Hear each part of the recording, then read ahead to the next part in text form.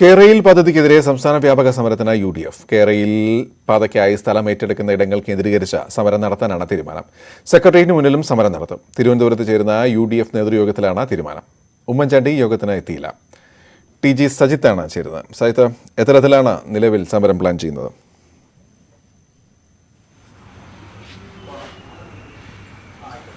UDFിനെ സംബന്ധിച്ച് സർക്കാരിനെതിരെ സമരം നയിക്കാൻ കഴിയുന്ന പ്രധാനപ്പെട്ട രണ്ട് വിഷയങ്ങളായി ഈ കേരയിൽ വിവാദവും ഒപ്പം തന്നെ ആഭ്യന്തര വകുപ്പിനെതിരായ ആരോപണങ്ങളും മാറുകയാണ്. ഇതിൽ കേരയിൽ ഒരു മുഖ്യ പ്രചരണ ആയുധമായി സർക്കാരിനെതിരെ UDF ഏറ്റെടുക്കുന്നു എന്നതാണ് സാഹചര്യം. അതായത് വലിയ എതിർപ്പുകൾ ഉയരുന്ന പദ്ധതിക്കെതിരെ ആ പദ്ധതിയുമായി മുന്നോട്ട് പോകുമെന്ന് സർക്കാർ വ്യക്തമാക്കിയിട്ടുണ്ട്. അങ്ങനെയെങ്കിൽ ഈ പാത കടന്നു പോകുന്ന മേഖലകളിലെ സ്ഥലമേറ്റെടുപ്പ് ഇടങ്ങളിലെല്ലാം വലിയ പ്രക്ഷോഭം ഉണ്ടാവാൻ സാധ്യതയുണ്ട്. ആ ഇടങ്ങളിൽ അത് രാഷ്ട്രീയ സമരമായി UDF ഏറ്റെടുക്കുകയാണ്.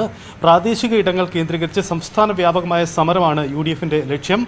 പാതയ്ക്ക് വേണ്ടി നിലവിൽ നോട്ടിഫിക്കേഷൻ ഇറക്കിയ ഇടങ്ങളിലെല്ലാം ഇത്തരം സമരപരിപാടികൾ നടത്തും. അത് സംസ്ഥാന വ്യാപകമായി സെക്രട്ടേറിയറ്റിന് മുന്നിലേക്കും സമരം വ്യാപിപ്പിക്കാൻ ലക്ഷ്യമിടുന്നുണ്ട്. ഇങ്ങനെ നീണ്ടു നിൽക്കുന്ന ഒരു വലിയ സമരപരിപാടി, അതാണ് ഈ കേരയിൽ വിഷയവുമായി ബന്ധപ്പെട്ട് UDF ലക്ഷ്യമിടുന്നത്.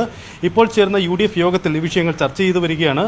മറ്റൊന്നുള്ളത് ആഭ്യന്തര വകുപ്പുമായി ബന്ധപ്പെട്ട ആരോപണങ്ങളാണ്. മുഖ്യമന്ത്രി ഭരിക്കുന്ന വകുപ്പായതിനാൽ തന്നെ ഈ വിഷയത്തിൽ എടുക്കുന്ന നിലപാടുകൾക്ക് ഒരു ഇരട്ട പ്രഹരമുണ്ടാകുമെന്ന ഒരു സാധ്യത UDF മുന്നിൽ കണ്ടിട്ടുണ്ട്. അതുകൊണ്ട് കൂടിയാണ് പോലീസിനെതിരായ വീഴ്ചകളടക്കം തുറന്നു കാട്ടിക്കൊണ്ടുള്ള സമരപരിപാടികളുണ്ട്. സംസ്ഥാനത്തെ റോഡിൻ്റെ ദുരവസ്ഥയ്ക്കെതിരായ പ്രത്യേക ക്യാമ്പയിൻ അടക്കമുള്ള വിഷയങ്ങളും UDF പരിഗണിക്കുന്നു എന്നാണ് നമുക്ക് അറിയാനാവുന്നത്. മറ്റു പ്രത്യേകതയുള്ളത്, ഇന്നത്തെ യോഗത്തിൽ സംസ്ഥാന കോൺഗ്രസിലെ രണ്ട് പ്രധാനപ്പെട്ട നേതാക്കൾ ഉമ്മൻചാണ്ടിയും രമേശ് ചെന്നിത്തലയും പങ്കെടുക്കുന്നില്ല എന്ന പ്രത്യേകതയാണ്.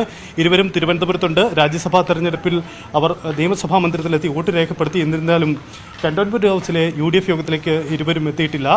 കോൺഗ്രസിനകത്തെ ആഭ്യന്തര തർക്കങ്ങളാണ് ഇത്തരമൊരു നീക്കത്തിലേക്ക് അവരെ പ്രേരിപ്പിച്ചതെന്ന് വേണം മനസ്സിലാക്കാൻ. എന്തായാലും കോൺഗ്രസിലെ തർക്കങ്ങൾ UDF നേതൃത്വത്തിലേക്കും വന്നു എന്ന പ്രത്യേകതയുമുണ്ട്.